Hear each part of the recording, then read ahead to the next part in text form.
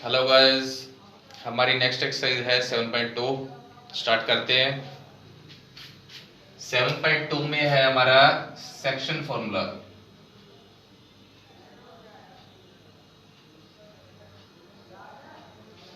देखिए section formula क्या होता है।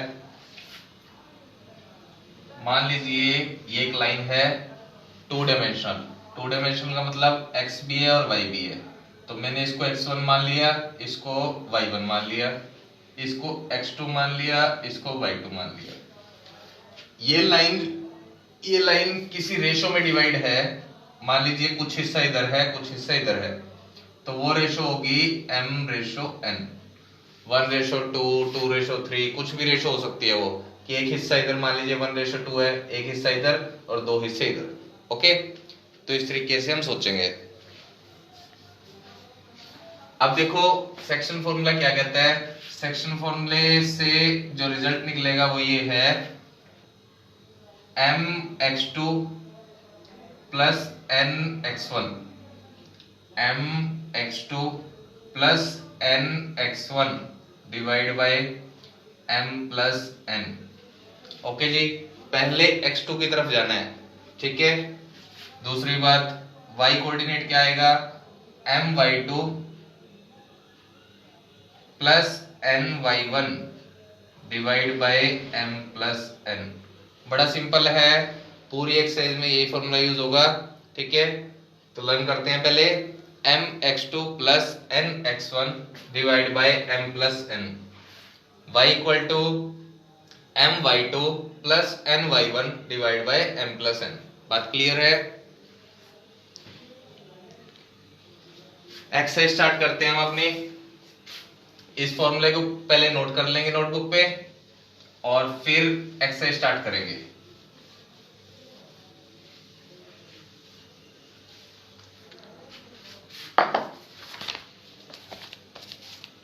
देखो फर्स्ट क्वेश्चन में क्या है, find the coordinates of the point way divide the join.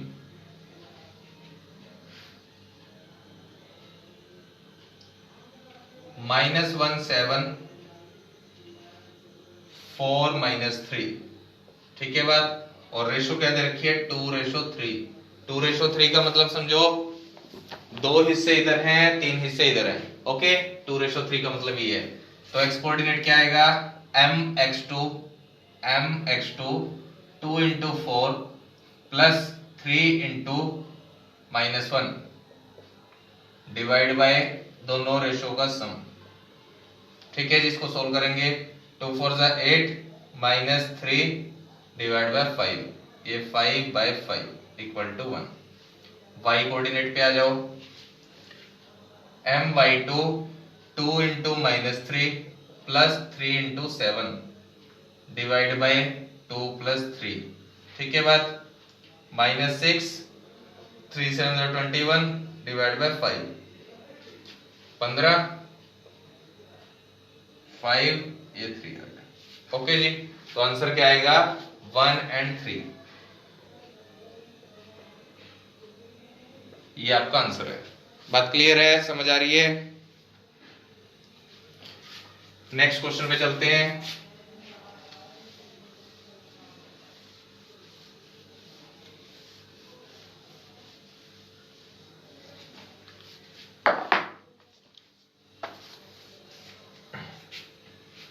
Find the coordinates of the points of try section.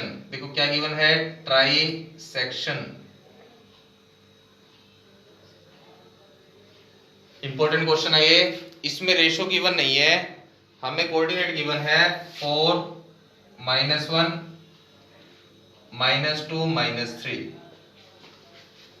Try section को समझते हैं। ट्राई सेक्शन का मतलब क्या है, ट्राई सेक्शन का मतलब है तीन हिस्से। अब तीन हिस्से कैसे हो सकते हैं, इस लाइन के मान लीजिए तीन हिस्से करने हैं, तो एक हिस्सा मान लीजिए पहले आ गया और दो हिस्से बाद में, या फिर ऐसा हो गया दो हिस्से पहले और एक हिस्सा बाद में। मेरी बात समझ पा रहे हो। ट्राई सेक्शन तीन हिस्से हुए, तीन हिस्से कैसे कैसे हो सकते हैं, एक हिस्सा पहले दो हिस्से बाद में, या फिर दो हिस्से पहले और एक हिस्सा बाद में, ठीक है। तो अब समझो, तो दोनों से ही आपका आंसर राइट आएगा। क्या क्या आ गया, 1:2 या फिर 2:1। तो 1:2 मान के भी आंसर आएगा और 2:1 दो आंसर आएंगे इसके। तो पहले मैं इसको सोल्व करके दिखा रहा हूं 1:2 को। तो 1 into -2 plus 2 into 4 divide by 1 plus 2। ये x सोल्व कर रहे हैं हम। ये आ गया -2 और 2 4 जा 8 डिवाइड बाय 3। कितना आएगा 6 डिवाइड बाय 3 2 3 2 जा 6। y coordinate 1 into 3 -3 plus 2 into -1। Okay जी, डिवाइड बाय 1 प्लस 2। ये हो गया -3 2 इंटू -1 -2 और ये आ गया आपका 3। तो -5/3 यहां से आया। ठीक है जी। इसके बाद आपको क्या करना है, 2:1 लेके करना है, इसी तरीके से सोल्व करना है। यहां चेंज हो जाएगा 2:1। ठीक है, मेरी बात समझ पा रहे हो?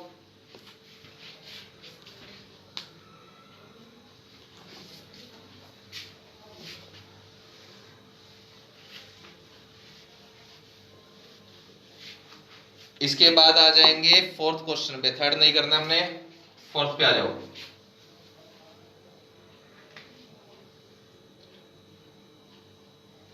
फोर्थ क्वेश्चन देखेंगे, find the ratio in which line segment joining the points is divided by. देखो गिवन क्या क्या है, पहले लिखेंगे इसको।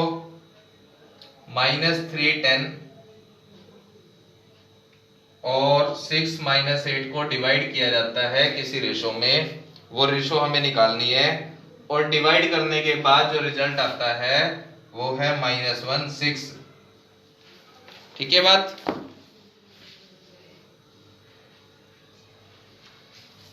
याद रखना जो भी बात बता रहा हूं, जब भी रेशो निकालनी हो तो हमें क्या मानना है, k:1। क्या मानना है, k:1। Let the ratio B k:1, ये मान लेना बेटा। ठीक है, ये जो रिजल्ट है ये क्या है, ये वो पार्ट है, ये x की वैल्यू है और ये y की वैल्यू जो सोल्व करके आंसर आता था, जैसे पिछले क्वेश्चन में आया था। तो ये x कोऑर्डिनेट है रिजल्ट और ये y कोऑर्डिनेट है। तो दोनों में से किसी को भी उठा लेंगे हम, चाहे x को सोल्व करो चाहे y को, आंसर सेम आएगा आपका। मान लीजिए x को सोल्व करते हैं, x equal to k into 6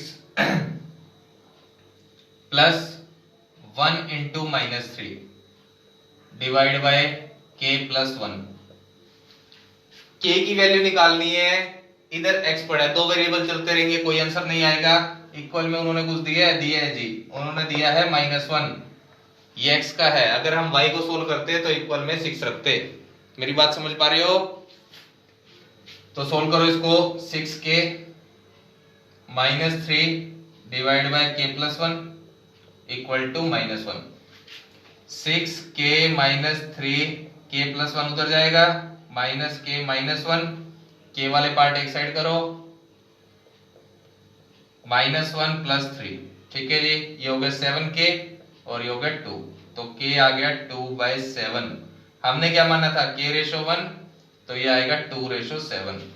ये आपका आंसर है। ओके, अगर हम y को सोल्व करेंगे ना तो भी यही आएगा, आप लोग चेक करके देखना। उसमें क्या होगा, k इंटू -8 प्लस 1 इंटू 10। ठीक है जी, वहां से सोल्व होगा, आंसर यही आएगा।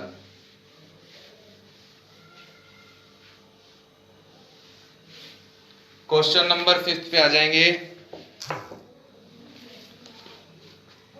Find the ratio in which line segment this and this is divided by x axis. उन्होंने कोई पार्ट ऐसा नहीं दिया रिजल्ट में, ठीक है, सिर्फ ये बोल दिया x एक्सिस। ध्यान से समझेंगे बात को। x एक्सिस पे y की वैल्यू 0 होती है, ये रिपीट करके देखेंगे अपने जुबान से।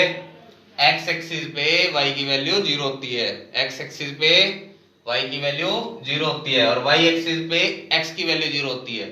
तो कोऑर्डिनेट क्या बनेंगे, x एक्सिस पे x, y की वैल्यू 0, तो ये कोऑर्डिनेट बनेंगे बेटा। ठीक है जी, इससे ही क्वेश्चन सॉल्व होगा।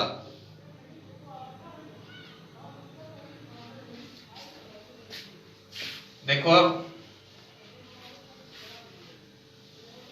तो कोऑर्डिनेट क्या मानना है हमने, x0।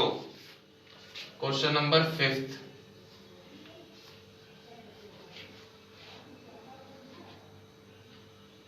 और रेशो निकालनी है तो क्या आ जाएगा, k/1।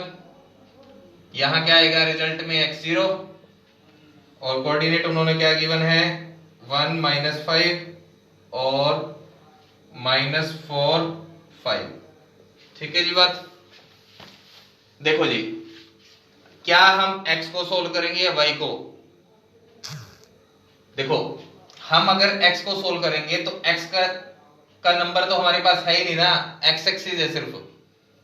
जब तक हमारे पास कोई न्यूमेरिक वैल्यू नहीं होगी हम सोल्व कर ही नहीं सकते। तो हम सोल्व किसको करेंगे, y को सोल्व करेंगे इस क्वेश्चन में, क्योंकि इक्वल में 0 है, नहीं तो दो वेरिएबल चलते रहेंगे और सोल्व नहीं हो पाएगा।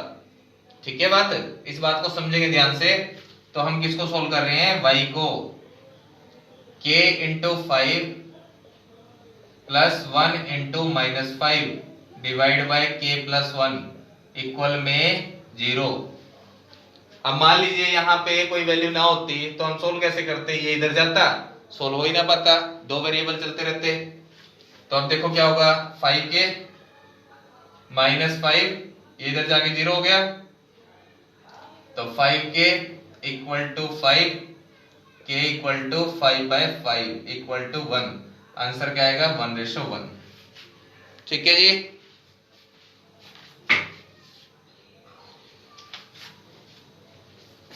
नेक्स्ट देखेंगे,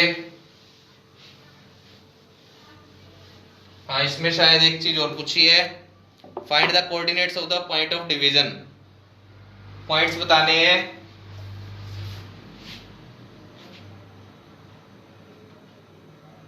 क्या किया थी वैल्यू, 1 -5 -4 5। अब रेशो क्या आ गई है, 1:1। 1:1 रेशो आ गई है। तो सोल्व किसका पार्ट करना है, x का सोल्व करना है, y का तो 0 ही आएगा, पता ही था हमें। तो x का सोल्व करके दिखा दो, 1 into -4 plus 1 into 1 divide by 1 plus,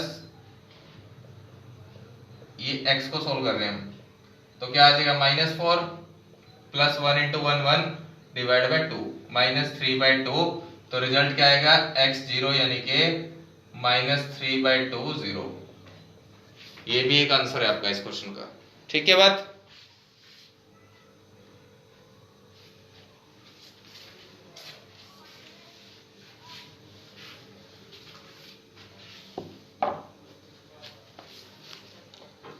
question number 6 पे आएंगे।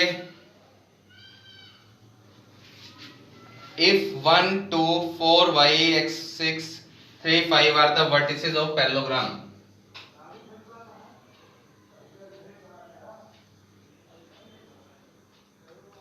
One two taken in order, इसी ऑर्डर में लेने हैं, 1 2 4 y x 6 और ये है 3 5। चेक कर लेते हैं एक बार, 1 2 4 y x 6 और 3 5 are the vertices of parallelogram. Okay, हमें फाइंड करना है x और y की वैल्यू को। ओके, याद रखनी है प्रॉपर्टी। प्रॉपर्टी क्या होती है पैरेललोग्राम की, diagonals of parallelogram bisect each other. Diagonals of parallelogram bisect each other, एक दूसरे को सेम पॉइंट पे काटते हैं। ओके, उनका यानी कि मिड पॉइंट सेम होता है, बाइसेक्ट करते हैं एक दूसरे को। ये हिस्सा इसके बराबर आएगा, ये हिस्सा इसके बराबर आएगा। ओके,